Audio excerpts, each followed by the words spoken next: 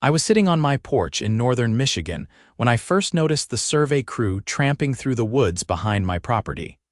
Their orange vests bobbing between the pine trees like oversized pumpkins. My name is Daniel Cooper, and I had inherited 200 acres of prime lakefront property from my grandfather 3 years earlier. The land sat on the southern shore of Crystal Lake, about 20 miles outside of Traverse City, Michigan.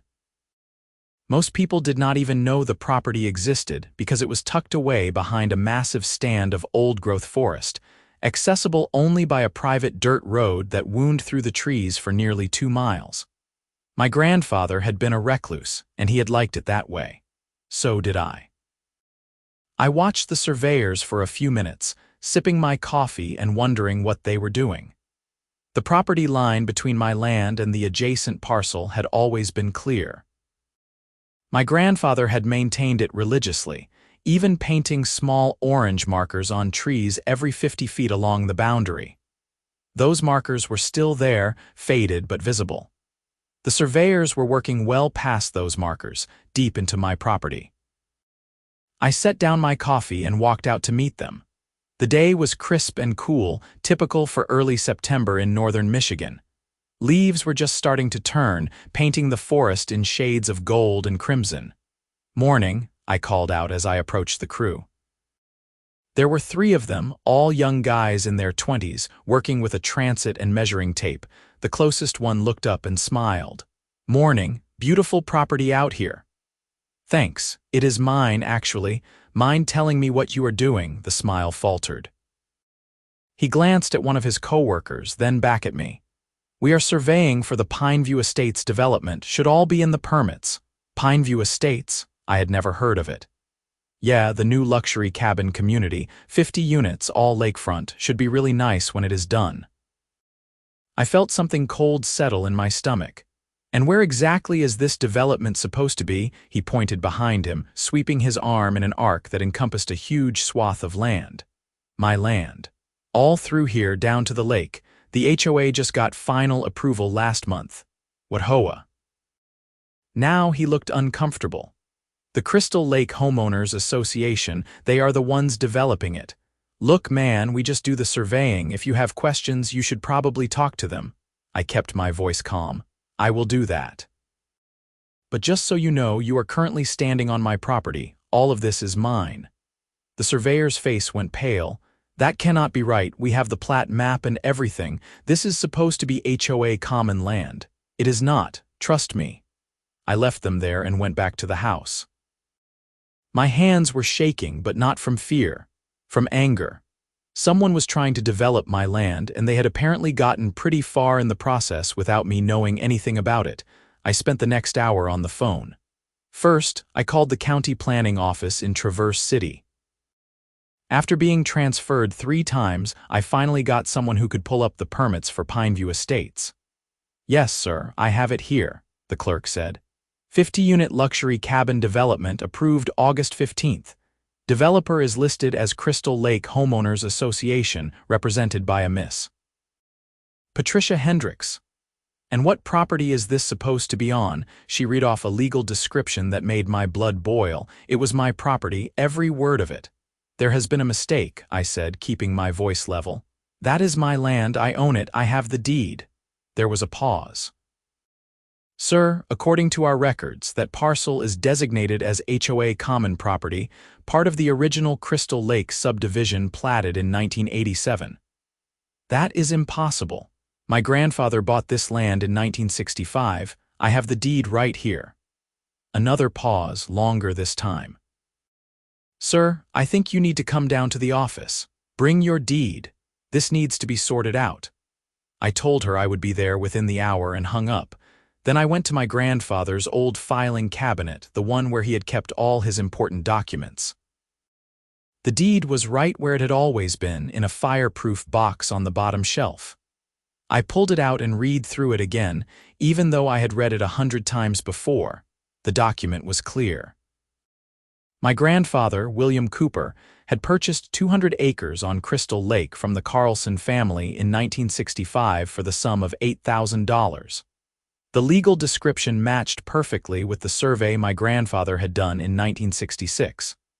I had the original survey map too, hand-drawn and meticulous. Everything was in order. Everything was legal. I grabbed the deed, the survey map, and a file folder with all the other relevant documents, then headed to my truck. The drive to Traverse City took 30 minutes, and I spent most of it trying to figure out how this could have happened. Had someone forged documents, made a clerical error? Or was this something more deliberate? The county planning office was in a squat brick building near downtown. Inside, the clerk I had spoken to was waiting for me, a middle-aged woman named Susan with tired eyes and a sympathetic smile. "Mr. Cooper, come on back." She led me to a small office and spread out a large plat map on the desk. It showed the Crystal Lake area divided into parcels and lots. She pointed to a section highlighted in yellow. This is the area designated for the Pineview Estates development. According to our records, it is HOA common land, never privately owned. I laid my deed next to the map. This is my deed. It covers that exact area. My grandfather bought it in 1965, 22 years before that subdivision was even platted. Susan studied the deed carefully, then pulled up something on her computer. Her frown deepened. "This is strange. I am showing the subdivision plat from 1987 and it definitely shows this land as HOA common property, but your deed predates that by decades. So someone made a mistake when they platted the subdivision. It looks that way, but I do not understand how. This should have been caught during the title search. Can you tell me more about this HOA? Who is in charge?" She clicked through a few more screens. The Crystal Lake Homeowners Association was established in 1987 when the subdivision was created.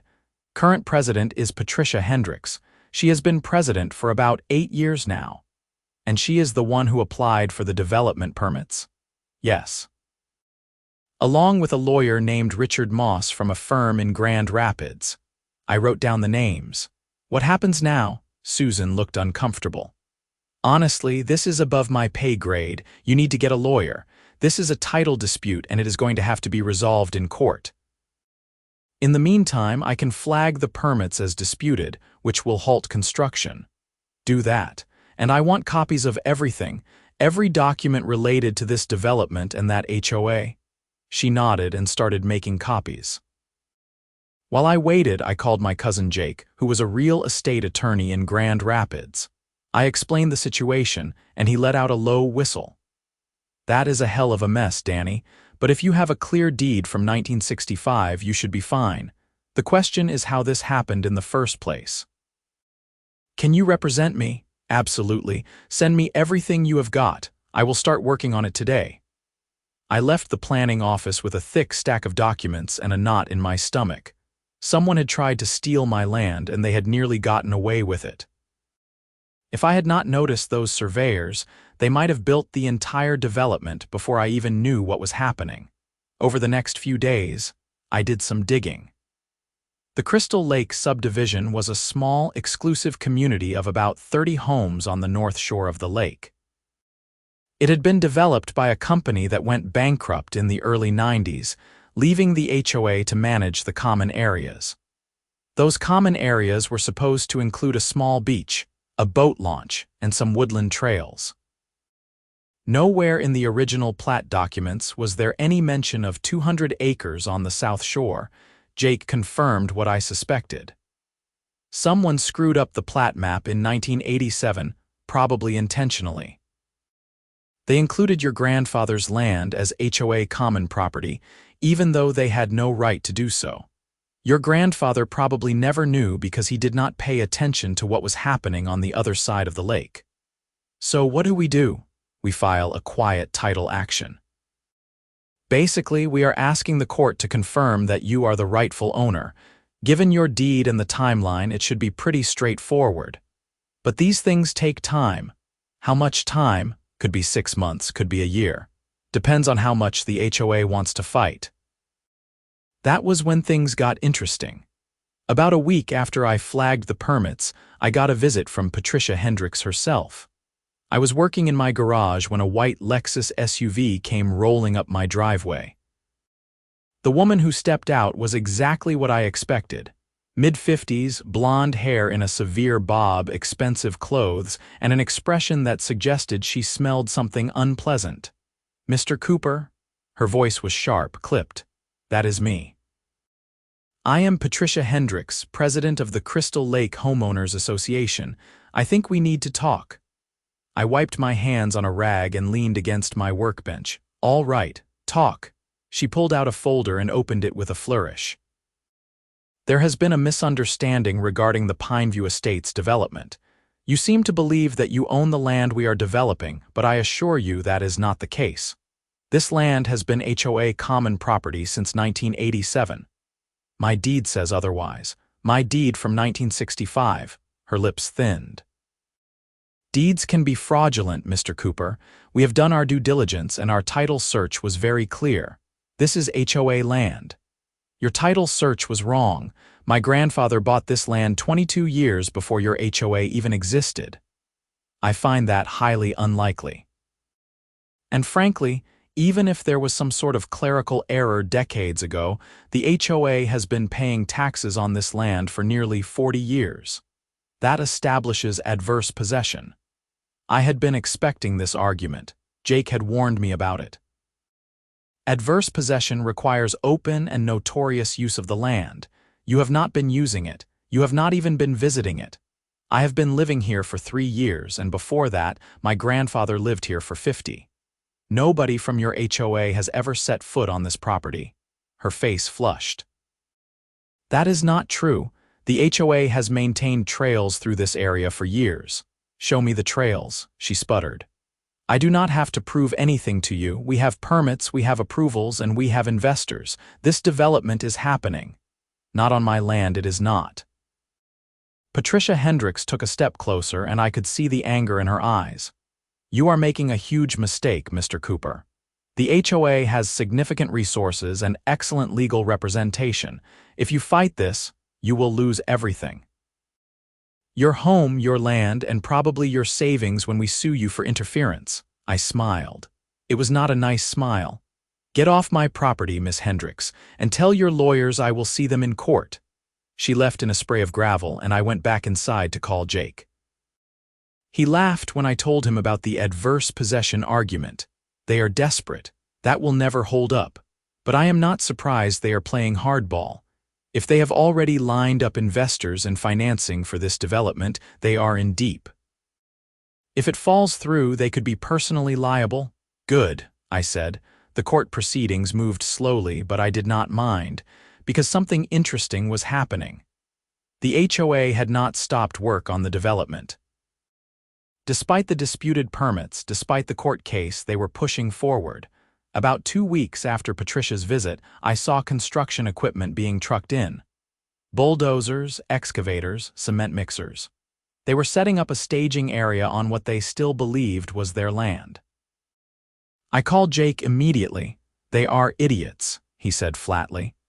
"If they develop your land while the title is disputed, they are opening themselves up to massive liability. Every dollar they spend, every structure they build, it all belongs to you if we win the case. Should I try to stop them?" "No, let them dig their own grave. Just document everything. Take photos, keep notes. If they want to build you 50 free cabins, let them." So that is exactly what I did. I watched, I documented, and I waited. The construction moved fast. Patricia Hendricks was apparently determined to get the development finished as quickly as possible, probably hoping that once the cabins were built and sold, I would give up the fight. She had no idea how stubborn my grandfather had been, or how much of that stubbornness I had inherited. They started with the road, carving a wide gravel path from the county road through the forest to the lake. It was actually a pretty nice road, much better than the old dirt track my grandfather had used. Then they began clearing sites for the cabins, 50 of them arranged in a loose semicircle along the shoreline. Each site was about half an acre, nestled among the trees with a view of the water.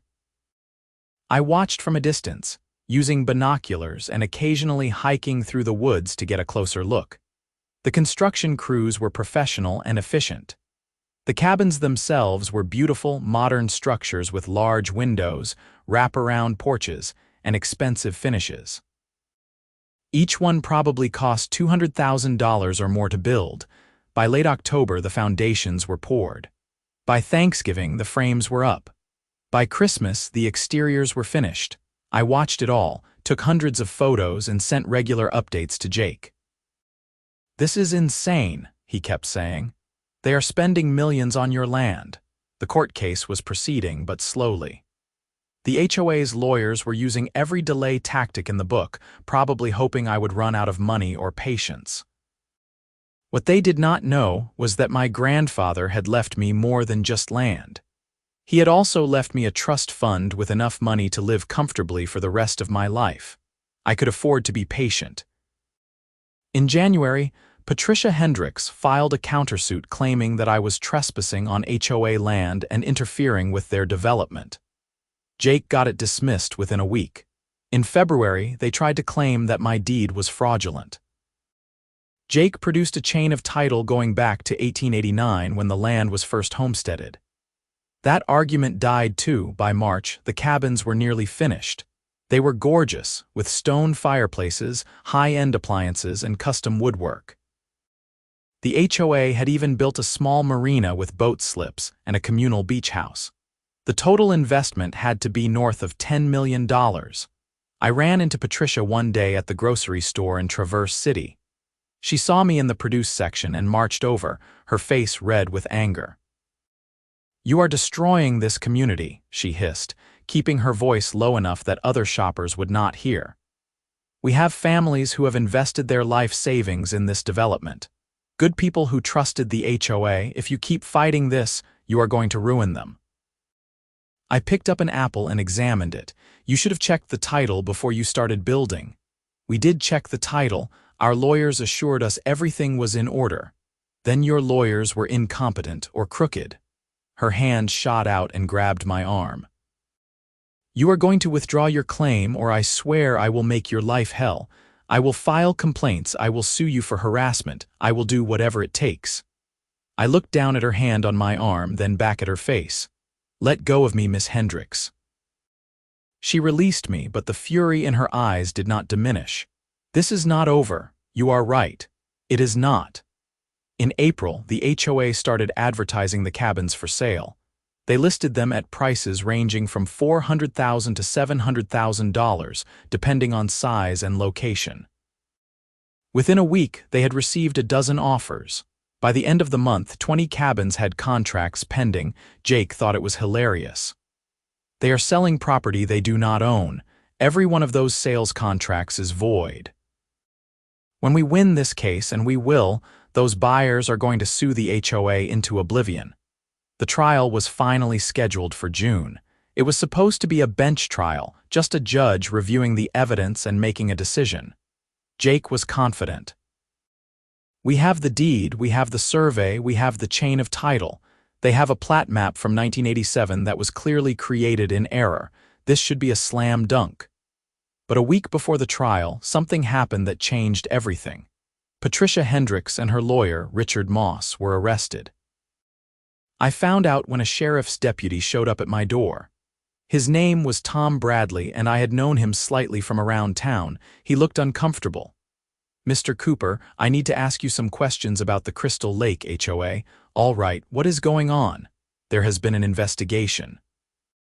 Turns out Miss Hendricks and her lawyer were involved in some shady dealings. Fraud, embezzlement, forgery. It is a whole mess. He explained that another property owner, a man named Gerald Thompson, had filed a complaint 6 months earlier claiming the HOA had stolen a parcel of his land through fraudulent documents.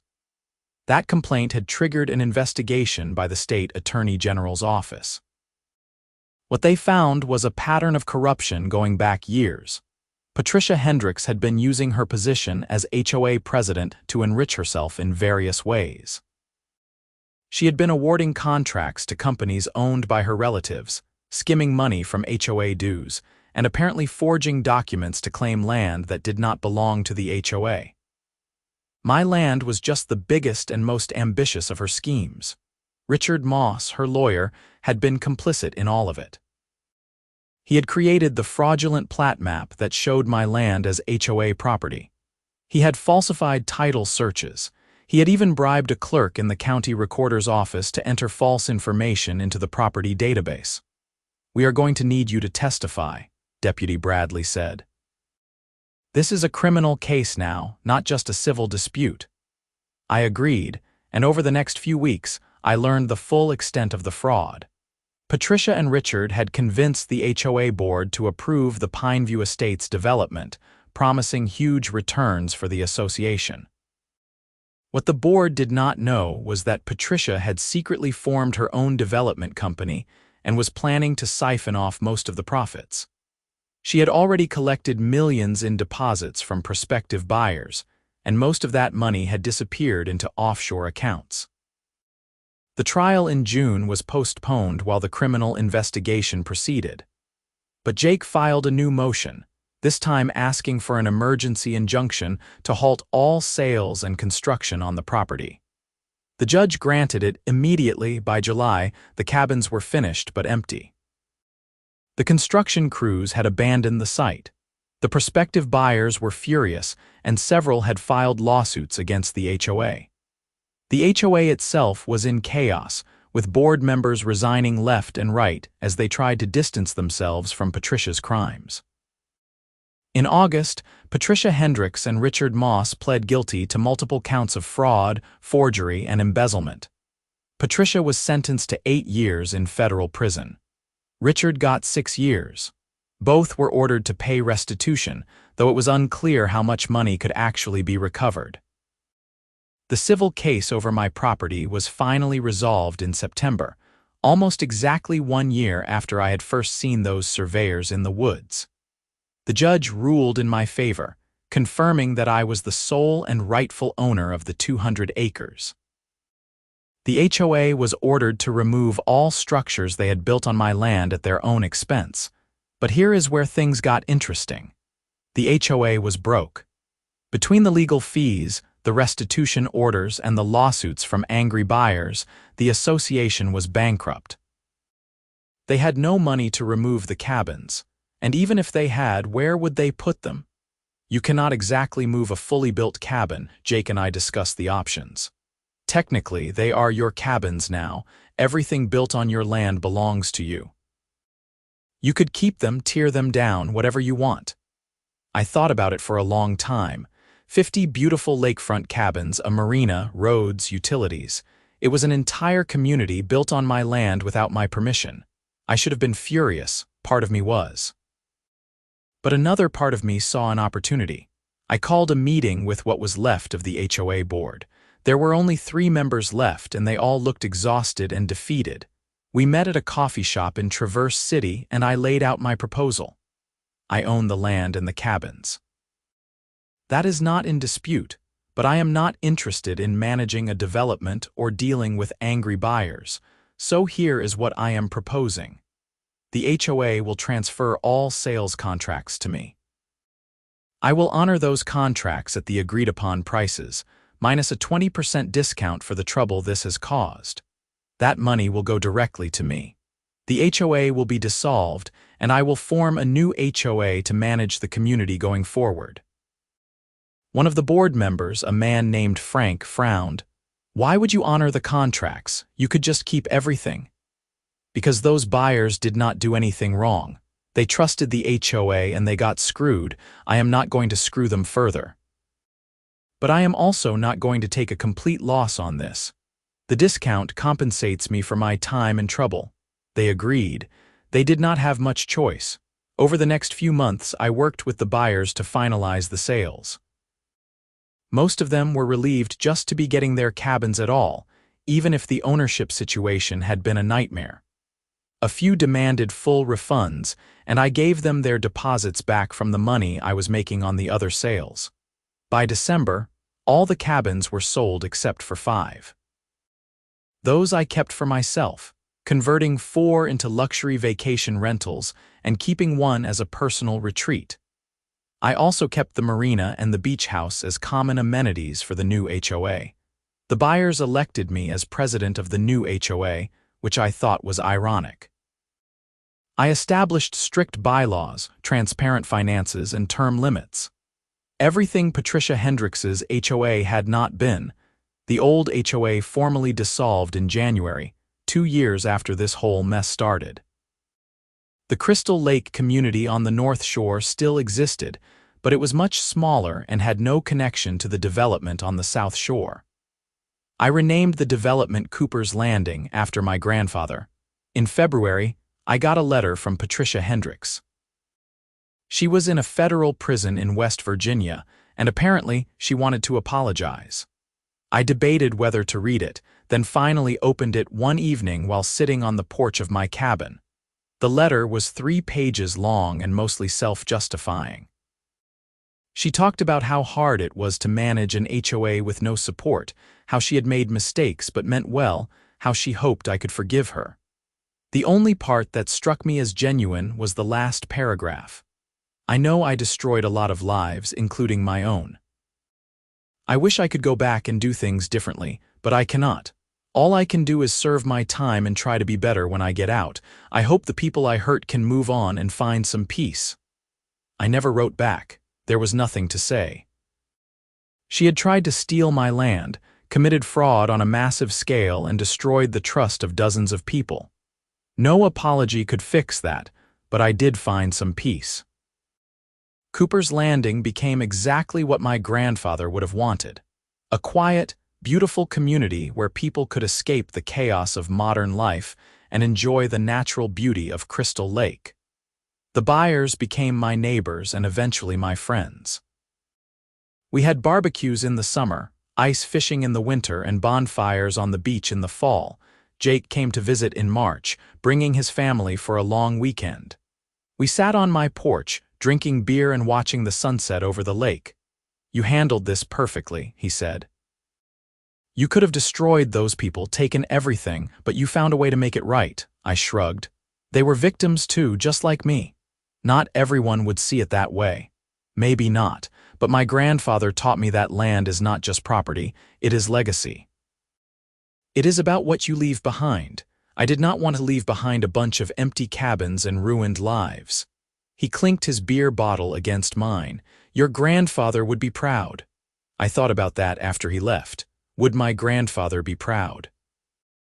He had been a hard man, unforgiving in many ways, but he had also been fair.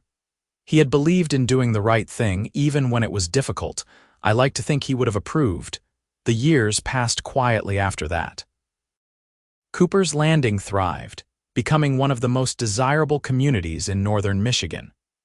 Property values increased, but we kept the development low-key and exclusive, turning down several offers from developers who wanted to expand. I eventually sold my vacation rentals and moved into a larger cabin I built farther back from the lake. I met a woman named Sarah, a teacher from Traverse City, and we got married in a small ceremony on the beach. Life was good. Every year on the anniversary of that day when I first saw the surveyors in the woods, I took a walk through the property. I followed the old orange markers my grandfather had painted, now faded almost to invisibility. I thought about how close I had come to losing everything, and how lucky I had been to notice those men in orange vests. But mostly, I thought about the strange twist of fate that had turned a fraudulent land grab into a thriving community. Patricia Hendricks had tried to steal my land, and had instead accidentally given me the opportunity to create something lasting and meaningful. She had built 50 cabins on my property without permission, and I had let her finish before showing her the deed. It was not the revenge I had imagined when this all started, but it was better. Much better. On one of those anniversary walks, about 5 years after the whole mess ended, I ran into Frank, the former HOA board member who had been at that meeting in the coffee shop. He had bought one of the cabins and retired to Cooper's Landing full-time. "Danny," he called out, waving from his porch. "Got a minute?" I walked over and he offered me a beer. We sat in comfortable silence for a while, watching a pair of loons on the lake. "I have been thinking about how all this turned out," Frank said finally. "Patricia was a piece of work, no doubt, but in a weird way she created something beautiful here, even if she did it for all the wrong reasons." "I have thought about that too," I admitted. "It is strange how things work out sometimes. You ever wonder what would have happened if you had not seen those surveyors, if they had built everything and sold it all before you noticed?" I had wondered about that, a lot. I probably would have found out eventually. But by then, it would have been so much messier. People would have been living here thinking they owned their property. It would have been a legal nightmare. And you might not have been able to fix it like you did. Those people owe you a lot, whether they know it or not, I shrugged. "They were innocent. That mattered to me." Frank nodded slowly. "That is the difference between you and Patricia. She never cared who got hurt as long as she got what she wanted. You cared. That is why this place works." After he went inside, I sat on his porch for a while longer, thinking about what he had said. I had cared about those buyers, even though I did not have to. I could have taken everything and left them with nothing. The law would have been on my side, but that was not who I was. And it was not who my grandfather had raised me to be. The sun was setting, painting the lake in shades of orange and pink.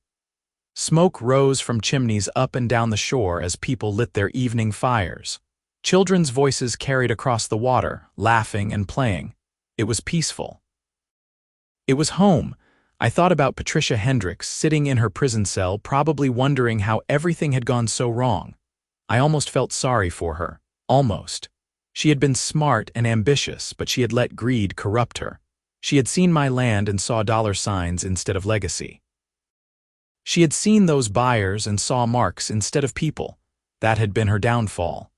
I finished my beer and headed back to my cabin, where Sarah was making dinner. The smell of garlic and herbs drifted through the open windows. The dog was barking excitedly, probably because he heard my footsteps on the gravel path. This was my life now. Not the solitary existence my grandfather had lived, but something richer and fuller. A community I had helped build, neighbors I trusted, a future I could believe in. All because Patricia Hendricks had tried to steal my land, and I had let her finish building before I showed her the deed. The irony was not lost on me. The legal fees alone had cost the old HOA hundreds of thousands of dollars. The restitution payments had been in the millions. Patricia's personal assets, including her house and cars, had been seized and sold. Richard Moss lost his law license and his practice. The county clerk who had taken bribes was fired and prosecuted, but the buyers at Cooper's Landing got their dream homes. The community flourished. And I got to preserve my grandfather's legacy while also creating something new. It was not the outcome anyone had expected when this started. But it was the right one. Sometimes justice is not about punishment. It is about making things right. And sometimes making things right means finding a way forward that benefits everyone, even the people who did not deserve it. I learned that lesson from 50 lakefront cabins built without permission on my land. It was an expensive lesson for Patricia Hendricks. But for me and the families at Cooper's Landing, it was the beginning of something wonderful. Years later, when people asked me about the story, I always told them the same thing. I let them build everything before showing them the deed, not because I wanted to trap them or maximize damages. I did it because I was curious. I wanted to see how far they would go. I wanted to understand what kind of person would steal land and build an entire development without absolute certainty they had the right to do so. What I discovered was that greed makes people stupid. Desperation makes them reckless. And the combination of the two creates disasters, but I also discovered that most people are fundamentally good. The buyers who trusted the HOA were not trying to cheat anyone. The construction workers who built the cabins were just doing their jobs. Even most of the old HOA board members were well-meaning volunteers who had been manipulated by Patricia. The real villain was just one person, enabled by one corrupt lawyer and one bribed clerk. 3 bad actors had nearly destroyed dozens of lives and stolen millions of dollars. But in the end, they failed. The system worked. Slowly, imperfectly, but it worked. The criminals went to jail. The victims got compensated. Justice was served, and I got 50 beautiful cabins on my lakefront property. My grandfather would have laughed at the absurdity of it all.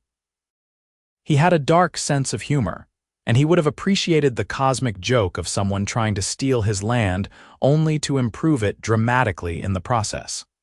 I wished he could have seen Cooper's Landing in its finished state. He would have walked every inch of it, critiquing the construction and probably finding a dozen things done wrong. But secretly, I think he would have been proud.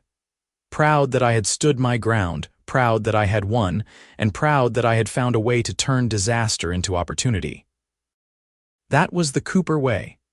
We were stubborn, patient, and fair. We did not start fights, but we finished them. And we always protected what was ours. The deed to the property hung in a frame on my office wall now. It was a constant reminder of how important documentation is, how crucial it is to know what you own and to protect it. My grandfather had taught me that. He had kept every receipt, every contract, every piece of paper related to the property.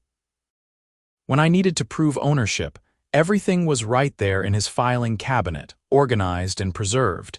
If he had been careless, if he had lost the deed or failed to maintain the property line, I might have lost everything. But he had been meticulous, and that meticulousness had saved the land. I tried to honor that legacy. I kept detailed records of everything related to Cooper's Landing. I maintained the boundaries, paid the taxes on time, and ensured all the legal documents were properly filed and backed up. I would not let future generations face the same crisis I had faced. Sarah understood. She came from a farming family, people who understood the importance of land and legacy. When we had kids, we would teach them the same lessons. This land was not just property. It was history, it was home, it was responsibility, but it was also opportunity. The cabins generated income through HOA fees. My remaining vacation rental brought in seasonal revenue. The property value had increased tenfold since my grandfather's purchase in 1965. If I wanted to, I could sell everything and retire wealthy, but I would not. This land was not for sale. It was for keeping, for protecting, for passing down. That was what Patricia Hendricks had never understood. To her, land was just commodity, something to exploit for profit. She had no connection to Crystal Lake, no love for the property, no respect for its history. It was just real estate to be developed and flipped. That fundamental misunderstanding had been her undoing. If she had approached me honestly, explained the HOA's vision, offered to buy the land or partner on development, we might have worked something out. I was not opposed to development in principle. But she had chosen deception and theft instead of honesty and negotiation. That choice had cost her everything. I sometimes wondered what her life was like now, after prison. She would be out in a few more years, somewhere in her 60s, with a criminal record and a ruined reputation. Would she stay in Michigan? Probably not. Too many people here knew what she had done. She would probably move somewhere else, try to start over. I hoped she had learned something from the experience. I hoped she understood that shortcuts and schemes always catch up with you eventually, but I doubted it. People like Patricia rarely changed. They just got better at hiding their true nature. The last I heard, Richard Moss had moved to Arizona after his release from prison. He was working as a paralegal since he could no longer practice law. I felt no sympathy for him. He had been the architect of the fraud, the one who had created the false documents and corrupted the title records. Patricia had been greedy and ambitious, but Richard had provided the tools to execute the scheme. Together, they had nearly succeeded. If I had been less observant, less stubborn, or less well-funded, they would have gotten away with it. I would have lost my land and they would have made millions. But I had been observant, I had been stubborn, and I had been prepared. That made all the difference. Cooper's Landing was now 10 years old and it had become something truly special. The community was close-knit but not insular. We hosted events that brought in people from surrounding areas, summer concerts, winter festivals, charity fundraisers. The marina had become a popular spot for boaters on Crystal Lake. We had created something my grandfather never could have imagined when he bought this quiet, isolated parcel in 1965. But I like to think he would have approved. He had protected the land so that future generations could enjoy it. I was doing the same, just in a different way. The story of how Cooper's Landing came to be became something of a local legend. People loved the tale of the HOA that tried to steal land and ended up building cabins for the rightful owner. It was a modern David and Goliath story, except David got to keep Goliath's weapons after the battle. Reporters from regional newspapers and even a few national magazines had come to interview me over the years. I always told the story the same way, emphasizing the legal process and the importance of documentation. I did not want it to become a sensational tale of revenge. It was about justice, property rights, and doing the right thing even when it was not the easiest path. The publicity had been good for Cooper's Landing. Property values continued to climb, and the few times a cabin went up for sale, there were multiple offers within days. We had a waiting list of people who wanted to buy if anything became available. I had been tempted several times to develop more of the land, to build another 50 cabins and double the community's size. The demand was certainly there, and the profit would have been substantial, but I resisted. My grandfather had owned 200 acres. Cooper's Landing used about 75 acres. The remaining 125 acres would stay wild, preserved as forest and wetland. That was my compromise between development and conservation. The community could exist and thrive, but it would not consume everything. There would always be wild places on this land, places where deer and bear and fox could roam undisturbed. Sarah supported that decision completely. She was an avid hiker and naturalist, and she loved the wild sections of the property. We had spent countless hours exploring those woods, identifying plants and tracking animals. Our kids would grow up with that same appreciation for nature. I thought about all of this as I stood on my porch on a cold November morning, watching the first snow of the season dust the trees. It was beautiful and peaceful, exactly as it should be. In a weird way, I owed Patricia Hendricks a debt of gratitude. Her greed and corruption had forced me to fight for my land, and that fight had led to Cooper's Landing. Without her scheme, I would probably still be living alone in my grandfather's old cabin, managing 200 empty acres by myself. Instead, I had a thriving community, good neighbors, and a sustainable future for the property. I did not forgive her. What she did was wrong, and she deserved the punishment she received. But I recognized that her actions, perversely, had led to something positive. That was the final irony in this whole story. The woman who tried to destroy me had instead given me the opportunity to create something lasting and meaningful. Her 50 lakefront cabins, built illegally on my land, had become the foundation of a community that would endure for generations. She was in prison. I was living the life I had always wanted, on land that was indisputably mine, surrounded by people I respected and cared about. Justice had been served.